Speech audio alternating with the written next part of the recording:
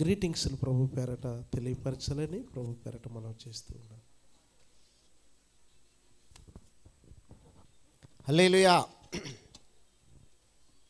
దేవునికి మహిమ కలుగునుగాక. తక్కువ మంది చదువుతున్నారు. హల్లెలూయా, హల్లెలూయా, హల్లెలూయా.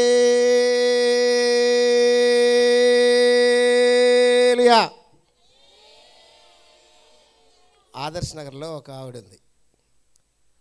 మీకు ఎప్పుడైనా కనిపించింది లేదో, ఆదర్శ్ నగరు ప్రసాద్ గారి చర్చికి వెళ్తారు ఒక ఆవిడ మనం ఒక్కసారి అల్లెలు చెబితే ఆవిడ అరగంట సేపు అల్లెలు చదువుతుంది, అంత గట్టిగా అరుస్తుంది. దేవునికి స్తోత్రం కలుగును గాక. హల్లెలూయా. మంచిది ప్రియ దేవుని బిడ్డలారా, శుభాకాంక్షలు. దేనికి శుభాకాంక్షలు అంటే,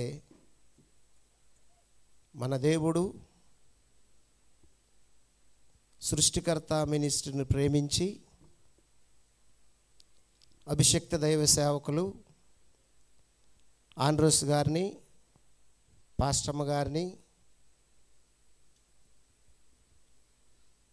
ఇద్దరు బిడ్డలను, ఆత్మీయ బిడ్డలను దేవుడు ప్రేమించి 7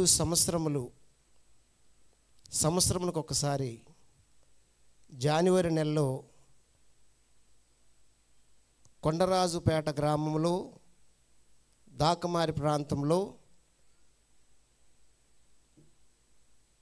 యేసయ్యను గణపరచటానికి, సృష్టికర్త సంబరాలు చేయటానికి ఆ దేవాతి దేవుడు దిగి వచ్చి కార్యాలు చేస్తూ వచ్చాడు. దేవునికి స్తోత్రం కలుగును గాక. చప్పట్లు కొట్టి దేవుని మహిమపడదాం. కొన్ని చేతులు కొట్టలేదు, కొంతమంది చప్పట్లు కొట్టలేదు. మీకు ఇష్టం లేదా?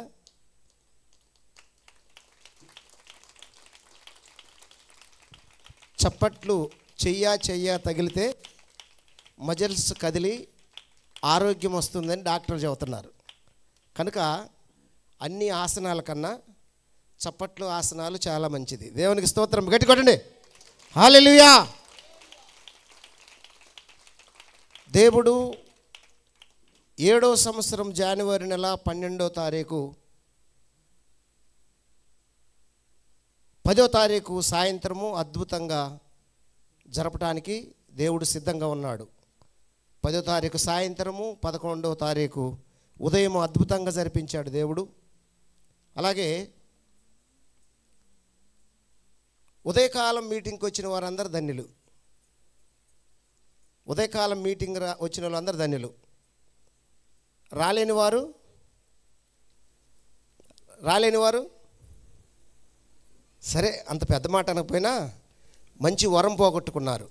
ఏమిటి ఆ వరం అంటే, సాక్షాత్తు దేవుని స్వరము దిగి వచ్చి ప్రతి ఒక్కరిని ఇలా కదిపి పలకరించి మాట్లాడినట్లు పరిశుద్ధాత్మ దేవుడు మాట్లాడాడు. చెప్పండి, ఏం మాట్లాడాడు ప్రభు? ప్రార్థన చేయడం. ఏమని ప్రార్థన చేయమన్నాడు?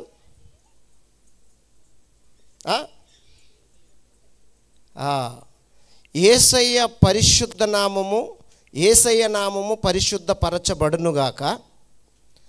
ఆ పరిశుద్ధపరచబడటానికి మీరందరూ, మనమందరము దేవుని గుండెల్లో బల్లాలు పొడవకుండా, దేవుని గాయాలలో చెయ్యి పెట్టి వేలు పెట్టి కెలక్కుండా, మరీ ఆయన గాయాలు రేపకుండా, గాయాలు రేపేది ఎవరు అంటే భయంకరమైనటువంటి విగ్రహారాధన, లేదంటే వ్యభిచారానికి అలవాటు పడిన వారు గాయాలు రేపుతుంటారు అని సూటిగా మాట్లాడారు దేవుడు. చాలామంది అనుకుంటారు, ఇదేంటి పాస్టర్ గారు, మేము ఎప్పుడు యేసుప్రభుని నమ్ముకున్నాము, యేసుతో మేము సహవాసం చేస్తున్నాము, మేము పాపము చేయటం ఏంటి, వ్యభిచారం చేయటం ఏంటి, ఆ వాక్యం గొప్పదని చెబుతున్నావు అంటున్నారేమో. డైరెక్ట్గా శరీర సంబంధమైనటువంటి పాపము వ్యభిచారము చేయకపోయినా కొన్ని క్రియలు, విగ్రహ సంబంధమైన క్రియలు కూడా వ్యభిచారముతో సమానంగా పోల్చాడు దేవుడు. వారితో సాంగత్యము చేయటము. అయితే ఇటువంటి బలహీనతలు ఎవరి దగ్గర ఉన్నా సరే దానిని ఈరోజే యేసుక్రీస్తు ప్రభువారు వ్యభిచారముతో పట్టబడ్డ స్త్రీని రాళ్లతో కొట్టడానికి శాస్త్రులు పరిసయ్యులు తీసుకొని వచ్చినప్పుడు, మీలో పాపము చేయని వాడు ఎవడైనా ఉంటే మొట్టమొదటి రాయి ఏమన్నప్పుడు, ఎవరు నీతిమంతులు లేకపోయినప్పుడు, అందరూ పాపము చేసి దేవుడు అనుగ్రహించిన మహిమను పొందలేకపోయినప్పుడు పారిపోయారు. ఎక్కడ వాళ్ళ అక్కడికి పరుగులెట్టిన సందర్భంలో దేవుడు చెప్పిన మాట ఏంటంటే, ఇక మీదట ఇది మొదలుకొని ఇక మీదట పాపము చేయకు, చేస్తే ప్రమాదం ఉంది. ఏమిటా ప్రమాదం అంటే, దేవుని గుండెల్లో నువ్వు పొడుస్తున్నావు, గాయాలు రేపుతున్నావు. గాయాలు రేపకుండా ఏమి చేయాలి అంటే, ఆయన నామము పరిశుద్ధపరచబడాలి. ఆయన పరిశుద్ధుడై ఉన్న ప్రకారము మనమును పరిశుద్ధులమై ఉండాలి. అందుకే పిలుచుకున్నాడు. సాక్షాత్తు యేసుప్రభు వచ్చి అందరికీ కనిపించి అందరితో మాట్లాడు. యేసుప్రభు ప్రతిబింబముగా నీవు నేను మాట్లాడాలి. దేవునికి స్తోత్రం కలుగును గాక. యేసుప్రభు ప్రతిబింబం. క్రైస్తవుడు ఎవరో తెలుసా? యేసుప్రభు కన్ను, యేసుప్రభు చెయ్య, యేసుప్రభు కాలు, యేసుప్రభు మాట. యేసుప్రభు మీరు దైవములై ఉన్నారని మీరు ఎరుగరా? ఎవరంట మీరు? దైవములు. ఎలాగవుతారు అంటే, ఆయన పరిశుద్ధ శిలువ రక్తముతో కడగబడ్డాం కాబట్టి మనము ఆయన నామము పరిశుద్ధపరచబడటానికి మనమే కారకులము, మనమే ప్రార్థన చేయాలి, మనమే ముందుకు వెళ్ళాలి. చక్కటి వాక్యంతో దేవుడు ఉదయకాలం మాట్లాడారు. ఈ జరిగిన గత 6 సంవత్సరాలు కూడా ఒక్కొక్క కోణంలో నుండి దేవుడు మాట్లాడుతూ వచ్చారు. ఈ ప్రాంగణంలో అనేక మందికి యేసుక్రీస్తు యొక్క సర్వసత్యం ప్రకటించడానికి ఈ సంబరాలు కారణమయ్యాయి. దేవునికి స్తోత్రం కలుగును గాక. నేను చెప్పవలసిన శుభవచనాలు ఏమిటయ్యా అంటే, ఎంతోమంది యేసు ప్రభుని వ్యతిరేకిస్తున్నటువంటి వారు ఈరోజు వారి నోరు పైకి లెగలేదు. వారి నోరు లెగకుండా ఆపాడు దేవుడు. ఎందుకని అంటే, అందరిలాగా ఎవరినో పేరు పెట్టి ఆ దేవుణ్ణి ఈ దేవుణ్ణి తిట్టే రకం కాదు ఈ సభ. ఏ రకం అంటే, సృష్టికర్త ఎవరో, సృష్టికర్త ఏం చేశాడో, సృష్టికర్త గుణలక్షణాలు ఏమిటో, సృష్టికర్త చేయవలసిన పనులు ఏమిటో, సృష్టికర్తకు మానవ జాతికి సంబంధం ఏమిటో స్పష్టంగా తేటగా వివరిస్తున్నటువంటి సృష్టికర్త సంబరాలు. దేవునికి స్తోత్రం కలుగును గాక. దేవుడు అద్భుతంగా 6 సంవత్సరాలు పూర్తి చేసుకొని 7వ సంవత్సరంలోనికి అడుగు పెట్టించి 7వ సంవత్సరంలో కూడా జనవరి నెల 10వ తారీఖు అద్భుతంగా రాత్రికాల సమయంలో కూటం జరిపించి, అలాగే 11వ తారీఖులో ఉదయకాల సమయము దేవుడు దిగి వచ్చి ప్రతి ఒక్కరితో వచ్చిన వాళ్ళతో మాట్లాడారు. ఈ వచ్చిన వారు ఎటువంటి వాళ్ళు తెలుసా? అమితంగా ప్రేమిస్తున్నాడు ఆయన మిమ్మలను. వచ్చిన వారందరిని ప్రేమిస్తున్నాడు. అందుకే మిమ్మల్ని మాత్రమే రప్పించి, నన్ను మాత్రమే రప్పించి, మనల్ని మాత్రమే రప్పించి ఆయన స్వరం వినిపించాడు. దేవునికి మహిమ కలుగును గాక. కనుక ఇప్పుడు ఏం చేయాలంటే, నీ ఒక కన్ను, నీ ఒక చెయ్యి, నీ ఒక కాలు, నీ ఒక నోరు, ఏమండి, నువ్వు ఒక చెవి, నీ ఒక నాలుక, దేవుని పని చేయటానికి అన్నిటిలో నీ ఒక అవయవముగా ఉండాలి. దేవునికి స్తోత్రం కలుగును గాక. హల్లెలూయా. జాన్ గారా కదా? మా జాన్ గారు లాగుంటే దేవునికి స్తోత్రం కలుగును గాక. కనుక నేను ముగిస్తున్నాను. మనము చేయవలసిన పని ఏమిటంటే, దేవునికి ప్రతిబింబముగా ఉన్నాము కాబట్టి ఆయన నామము పరిశుద్ధపరచబడినట్లు, ఆయన నీతి స్థాపించబడినట్లు, ఏమండి, రేపో నేడో ఎప్పుడో రాకడ తెలీదు. పాస్టర్ గారు కొన్ని మాటలు చెబుతూ లేదంటే ఆరాధన చేస్తూ కొన్ని మాటలు చెప్పారు పాస్టర్ గారు. ఆ మాటను నేను రిపీట్ చేయట్లేదు, దానికి కొంచెము దిద్దుబాటు చేస్తున్నాను. మీరు ఎవరు విన్నారో లేదో నేను వినలేదు, కానీ నాకు తెలియదు, కానీ నేను విన్నాను. వచ్చే సంవత్సరము జరగవేమో, మీరు రికార్డులో చూడండి కావాలంటే, వచ్చే సంవత్సరం మీటింగ్ జరగవేమో అన్నారు కదా. జరగవేమో అనటానికేమి వీలు లేదు, అలా అనకూడదు. కానీ ఒకటి మాత్రం గుర్తుంచుకోవాలి, ఏంటంటే జరుగుతుందో లేదో మనకు తెలియదు.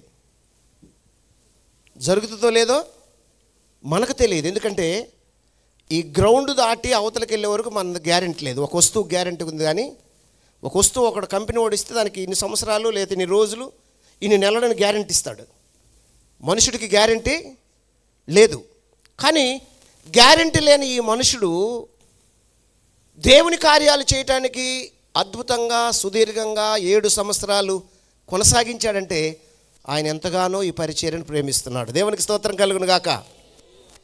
కనుక వచ్చే సంవత్సరం మనం ఎలా ఉంటామో తెలియదు, ఒకవేళ జరుగుద్దో లేదో తెలియదు, రాకడ వస్తుందో లేదో తెలియదు, జరపచ్చు మనకు తెలియదు, ఇంకా అద్భుతంగా చేయొచ్చు మనకు తెలియదు, రాకడ ఇంకా రాకపోవచ్చు మనకు తెలియదు, ఇంకా కుదురుబాటు జరగాలి, ఇంకా ఉంది సమయము.